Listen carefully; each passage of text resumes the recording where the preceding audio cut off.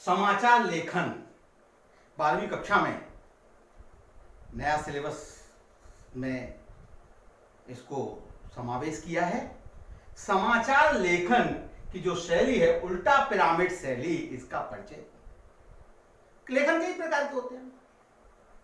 निबंध लिखते हैं हम, कहानी लिखते हैं हम, कविता लिखते हैं हम, नाटक लिखते हैं हम, प्रतिवेदन, आलेख, फीचर, ये सारी चीज हम लिखते हैं। परंतु यहां पर जो है वो समाचार लेखन की एक कला का परिचय दिया गया है। समाचार लेखन पिरामिड। अब इसमें आते हैं सबसे पहले समाचार। समाचार शब्द को अंग्रेजी में न्यूज कहते हैं। न्यूज, NEWS, न्यूज कहते हैं। ये इन 4 वर्णों से बना है। इस 4 वर्ण का मतलब क्या है? N फॉर नॉर्थ, नॉर्थ यानी उत्तर। E फॉर ईस्ट यानी पूर्व। W फॉर वेस्ट यानी पश्चिम। और S for south, S for south यानी दक्षिण।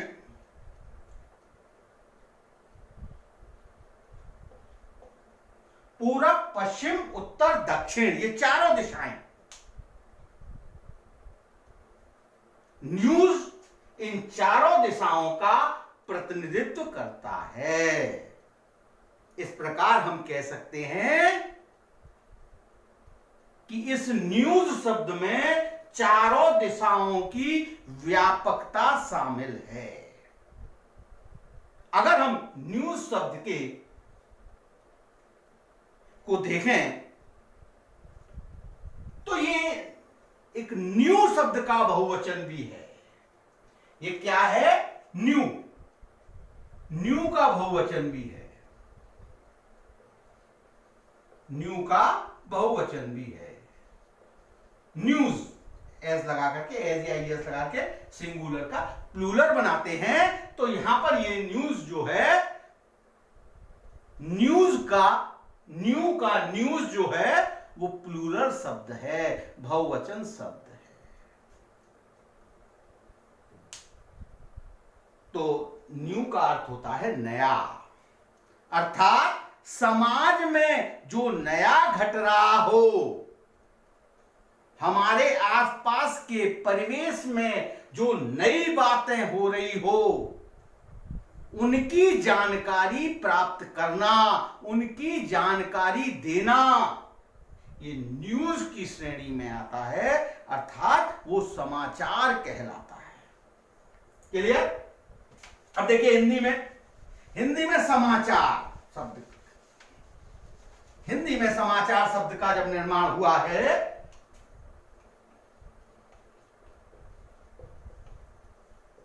तो इसमें सम उपसर्ग है, आ उपसर्ग है और चर धातु का 4 मूल शब्द है।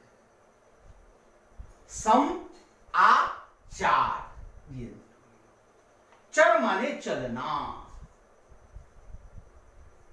जो क्रियाकलाप निरंतर चलते रहते हैं वो चर। और सम का अर्थ है समान, एक सा, एक बराबर, निष्पक्ष। सम और आ और चार। अब आचार को मिलाइए तो आचार का मतलब क्या होता है? आचरण, चरित्र, चाल चलन, व्यवहार। तो यहां हम कह सकते हैं कि देश व समाज के व्यवहार, देश व समाज के चाल चलन, देश व समाज के व्यवहार, देश व समाज के चाल चलन को लोगों के सामने प्रस्तुत करना समाचार कहलाता है। लोगों की स्थिति हो, लोग सामाजिक जीवन में चलने वाले क्रियाकलापों के बारे में जानना चाहते हैं, और वे जो जानते हैं उसे दूसरे को बताना चाहते हैं। ये जिज्ञासा का भाव मनुष्य में जन्म से ही प्रबल होता है। मनुष्य में जिज्ञासा का जो भाव है वो प्रारंभ से ही प्रबल होता है। यही जिज्ञासा समाचार और पत्रकारिता का मूल तत्व है। अगर जिज्ञासा नहीं तो समाचार की आवश्यकता नहीं है। बिना जिज्ञासा के समाचार का कोई अस्तित्व नहीं है, और जिज्ञासा मानव का स्वभाव है। अभी हम किसी से कह दें कि बेटा देख, इस अलमारी के पीछे मत जाना, दुनिया की कोई ताकत नहीं रोक सकती जिससे यह कहा जाए कि अलमारी के पीछे मत जाना। अवश्य वो अलमारी के पीछे जाकर के देखेगा। वो ही नहीं, उसकी देखा देखी जितने भी लोग हों जाकर के उसके पीछे जाकर के देख करके आएंगे, भले उसमें कोई काम की चीज हो। उदाहरण देखिए, आप सड़क के किनारे खड़े हो जाइए, कुछ मत कीजिए, एक टकटकी लगा करके ऊपर की तरफ देखते रहिए। राह चलते जाने कितने लोग आकर के आपके पास खड़े हो जाएंगे और ऊपर की तरफ देखना की कोशिश करेंगे, देखने लग जाएंगे। वो जिज्ञासा का भाव। तो बिना जिज्ञासा के समाचार का कोई अस्तित्व नहीं। वही तो और जब जिज्ञासा उत्पन्न पूछते हैं, हाँ भाई क्या है? अरे वो कुछ नहीं, वो देखो वो काले बादल के बीच में देखो क्या। अब वो काले बादल के बीच में ढूंढना, एक से दूसरा, दूसरे से तीसरा, चैन बनती चली गई, लोग आते चले गए, बोले क्या? अरे वो काले बादल के बीच। अब काले बादल के बीच में क्या है? That is silence. ये जानकारी नहीं है। दैनिक जीवन में भी लोग रोज मिलते हैं, अपने आसपास रहते हैं, परंतु जब भी मिलते हैं तो हम सामान्य सा सवाल पूछते हैं, और भाई क्या हालचाल है, और क्या समाचार है भाई? ये क्या है? अगर ध्यान से देखा जाए तो ये जिज्ञासा है। जब हम नहीं मिले उस दौरान उनके जीवन में क्या घटना घटी, ये जानने के लिए हम जिज्ञासु हैं। इस प्रकार हम अपने मित्रों, रिश्तेदारों के साथ साथ अपने साथ काम करने वाले साथियों से हमेशा उनका कुशल क्षेम या उसके आसपास की घटनाओं के बारे में जानना चाहते हैं। पहले मिलते हैं और सब ठीक है, और भाई क्या हाल? इस जानने की इच्छा ने ही इन समाचारों को जन्म दिया, इन समाचार को पैदा किया। मनुष्य इसलिए जिज्ञासु है क्योंकि वह समाज व समूह में रहता है। देखा जाए तो ये समाचार शब्द आज हमारे लिए नया नहीं है। मनुष्य ने घटनाओं की जानकारी प्राप्त करने के लिए प्राचीन काल से ही तरह तरह के तरीके बना रखे हैं। पहले हम दूतों के माध्यम से समाचार भेजते थे और समाचार प्राप्त करते थे। उसके बाद पत्र हुए, पत्र के माध्यम से हम समाचारों का आदान प्रदान करने लगे। पत्र आज भी मनुष्य का सहज साधन है, परंतु वैज्ञानिक प्रगति ने उसके स्वरूप को बदल दिया है। आज हम व्हाट्सएप, फेसबुक, ट्विटर, इंस्टाग्राम आदि के माध्यम से समाचारों का आदान प्रदान करते हैं। सोशल मीडिया ने समाचार लेखन का स्वरूप भी बदल दिया है। अब विषय आता है कि समाचार होता क्या है। ये समाचार होता क्या है? क्या समाचार पत्र में छपी हर विषय वस्तु समाचार है? तो उत्तर मिलता है नहीं। जिस तरह समाचार पत्र में छपी हर चीज समाचार नहीं हुआ करती, ठीक वैसे ही हर घटना समाचार की शक्ल नहीं ले सकती।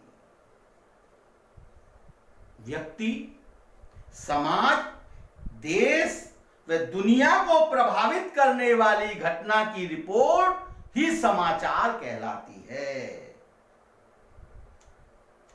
ऐसी रिपोर्ट जिसका कि लोगों के साथ सीधा संबंध होता है, लोगों के साथ संबंध रखने वाली जो घटनाएं हैं वो समाचार कहलाएंगे। समाचार के तत्व कौन कौन से होते हैं ये हम समझेंगे। समाचार के मूल में सूचनाएं होती हैं। ये जो सूचनाएं हैं वो समसामयिक घटनाओं पर आधारित होती है। कोई पत्रकार या संवाददाता उस घटित सूचनाओं को इकट्ठा करके समाचार के प्रारूप में ढालकर पाठकों की जिज्ञासा को पूर्ति करने लायक बनाता है। पाठकों की जिज्ञासा क्या होती है? पाठकों की जो जिज्ञासा होती है वो होती है नंबर 1 कौन, नंबर 2 क्या, नंबर 3 कब, नंबर 4 कहां, नंबर 5 क्यों और नंबर 6 कैसे। ये जिज्ञासाएं होती हैं कि कौन भाई, क्या हुआ, कब हुआ, कहां हुआ, क्यों हुआ, कैसे हुआ, कौन करने वाला था, किसने किया। ये 6 प्रकार की जिज्ञासा मनुष्य के मन में होती है। इसका उत्तर ढूंढने की कोशिश वो समाचार में करता है। इसलिए समाचार लिखते समय इन 6 प्रकारों के उत्तर को तलाशना तथा पाठकों तक उसके संपूर्ण अर्थ को पहुंचाना सबसे बड़ी चुनौती का कार्य होता है। समाचार को लेकर के यदि कोई बहस भी होती है तो इन 6 बिंदुओं को केंद्र में रखकर पत्रकारिता की भाषा में इन्हें 6 ककार कहा जाता है। 6 ककार, 6 ककार का नाम दिया गया है। 6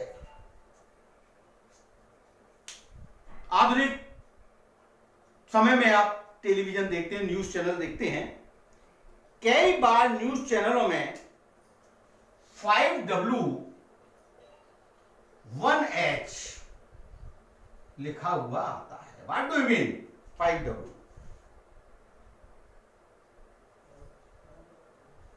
5W, number 1 what, number 2 where, number 3 when, number 4 who, number 5 why. That is 5W. And 1H, it means how, मतलब क्या, कहां, कब, कौन, क्यों और कैसे। 5W मतलब 1 what, where, when, who, why. And 1H how. ये अंग्रेजी में कहा जाता है और आप कई चैनलों में 5W 1H देखते हैं। आपको समझ में नहीं आता होगा ये क्या है। आज ये स्थिति आपके सामने क्लियर। समाचार संरचना, अगला बिंदु आता है समाचार संरचना। समाचार संरचना और लेखन की जब बात करें तो इसे मुख्य 3 खंडों में विभाजित कर सकते हैं। कौन कौन से 3 खंड? नंबर 1 इंट्रो यानी मुखड़ा। Number 2 body.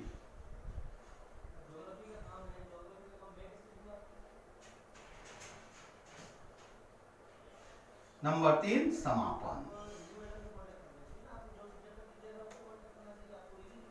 नंबर 3 समापन। ये 3 भागों में हम बांट सकते हैं। अब बात आती है समाचार लेखन की जो शैली है वो कौन सी है? उल्टा पिरामिड शैली है। अब हम उल्टा पिरामिड शैली को जब हम लेते हैं तो उल्टा पिरामिड शैली किसे कहते हैं भाई? उल्टा पिरामिड शैली समाचार लेखन की एक कला है जिसमें समाचार को अलग ही विपरीत शैली में लिखा या प्रस्तुत किया जाता है। इसकी परिभाषा देखिए। किसी समाचार को लिखने या कहने का वह तरीका जिसमें किसी घटना, विचार या समस्या सबसे महत्वपूर्ण होती है उसे सबसे पहले लिखा या बताया जाता है। उल्टा पिरामिड शैली में किसी घटना, विचार, समस्या या सबसे महत्वपूर्ण तत्व जो होता है उसे सबसे पहले लिखा या बताया जाता है। उसके बाद घटते हुए महत्व क्रम में अन्य तथ्यों तथा सूचनाओं को स्पष्ट किया जाता है, जो उल्टा पिरामिड शैली कहलाती है। ध्यान रहे, इस शैली में किसी घटना का विवरण कालानुक्रम में नहीं होता, काल के क्रम में नहीं होता, बल्कि महत्वपूर्ण तत्व या सूचना से शुरू किया जाता है।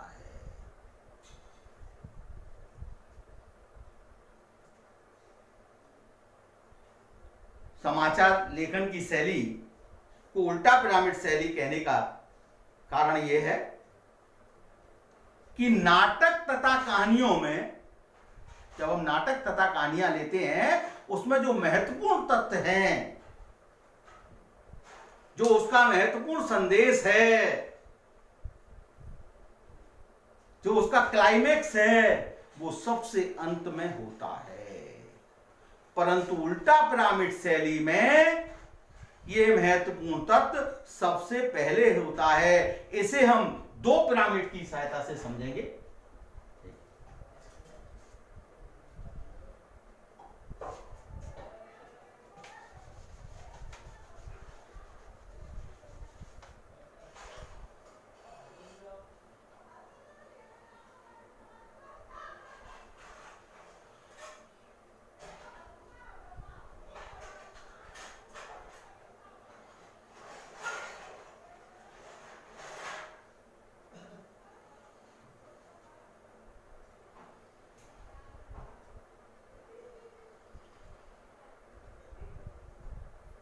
दो पिरामिड की शैली से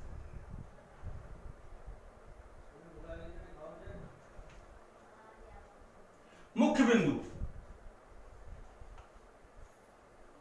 मुख्य बिंदु,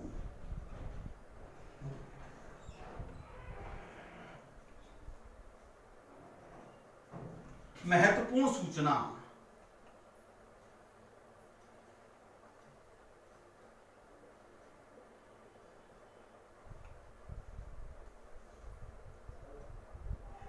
क्लियर? बॉडी,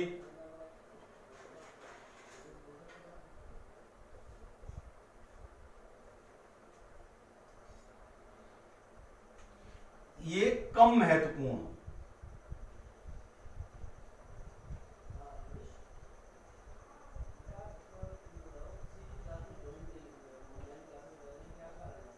सत्य, ये पिरामिड। जब हम कोई कहानी या कथा लिखते हैं तो कथात्मक शैली में लिखते हैं, वो यहां से चलता है, प्रारंभ यहां से होता है, ये प्रारंभ है।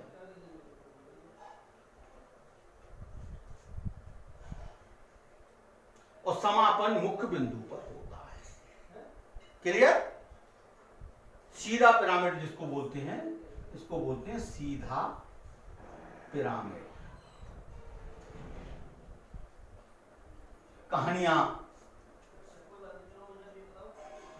आदि जो हम लिखते हैं, कथा कहानियां जो लिखते हैं, उसमें हम सीधा पिरामिड शैली को अपनाते हैं। कम महत्वपूर्ण तत्व सबसे पहले लिखते हैं, उसके बाद में उसकी बॉडी, और उसके बाद में सबसे अंत में मुख्य बिंदु आता है। अब आते हैं उल्टा पिरामिड शैली।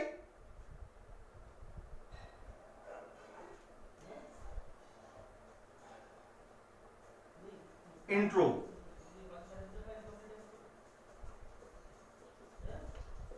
इंट्रो, मुखड़ा, इसको मुखड़ा भी कहते हैं। यहां पर आता है मुख्य बिंदु, मुख्य बिंदु। उसके बाद में आता है बॉडी,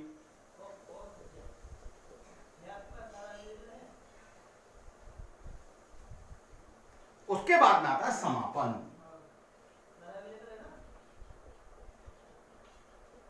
ये यहां से शुरू होकर के यहां, इसको बोलते हैं उल्टा पिरामिड शैली।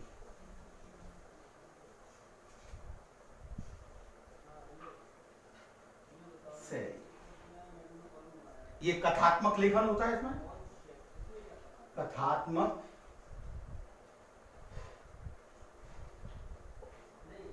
लेखन, यहां पर समाचार लेखन।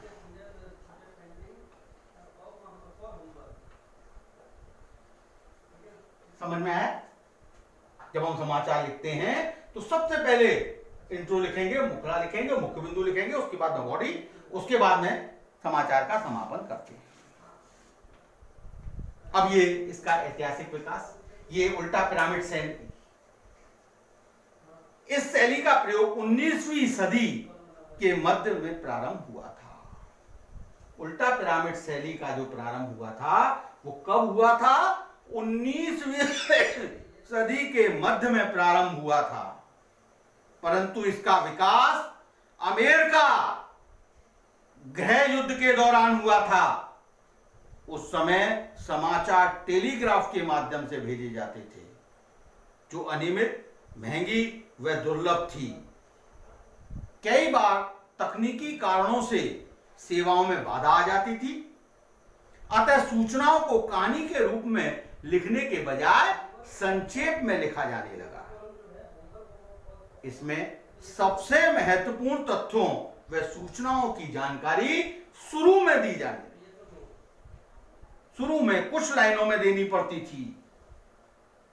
आगे चल करके यही सिद्धांत उल्टा पिरामिड शैली के रूप में विकसित हो गया। लेखन प्रक्रिया, इस शैली में किसी समाचार को लिखते हुए, वही जो सुबह में पहले मैंने बताया था,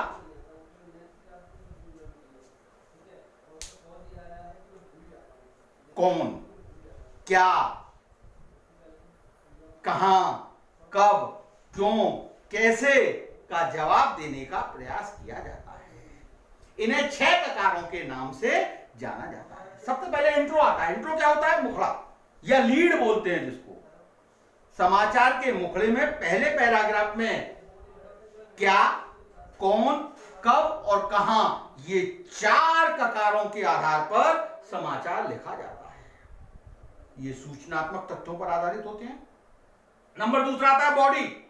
इसमें इंट्रो में दिए गए तथ्यों की व्याख्या और विश्लेषण होता है। इसमें यह जानने का प्रयास किया जाता है कि कोई घटना कैसे और क्यों हुई, या किसी समाचार के वास्तविक अर्थ और अंतर को भी, असर को भी, किसी समाचार के वास्तविक अर्थ, उसमें अंतर और उसके असर को भी स्पष्ट किया जा सकता है। यह तरीका विवरणात्मक होता है। समाचार अंत में समापन का बिंदु आता है। यह समापन, समाचार का समापन करते समय यह ध्यान रखना चाहिए कि न सिर्फ उस समाचार के प्रमुख तथ्य आगे हैं, बल्कि समाचार के मुखड़े और समापन के बीच विषय का तारतम्य न टूटे, यानी समानता बनी रहे। जहां से भी यह समाचार प्राप्त हुआ है, उस स्रोत की जानकारी, उस स्रोत की जानकारी इस भाग में, समापन भाग में अनिवार्य रूप से दी जानी चाहिए। पाठक समाचार के इसी भाग से किसी निर्णय या निष्कर्ष पर पहुंचता है। आज इतना ही। आपका दिन शुभ और मंगलमय हो। धन्यवाद।